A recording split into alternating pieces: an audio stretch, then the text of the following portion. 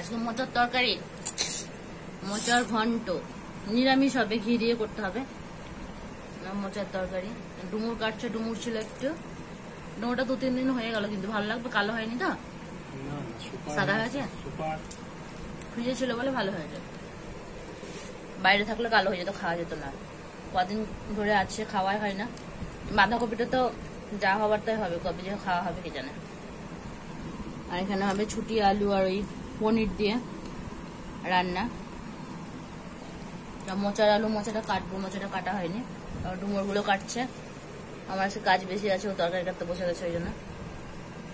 আর এইগুলো কালো কালো হয়ে গেছে, এগুলো উপরে ছিল রাখা, বলো খারাপ হয়ে গেছে, তাই জন্য খাওয়া হবে না। আজকে না কাটলে আর খাওয়া হতো না, পরে খারাপ হয়ে যেত পরে।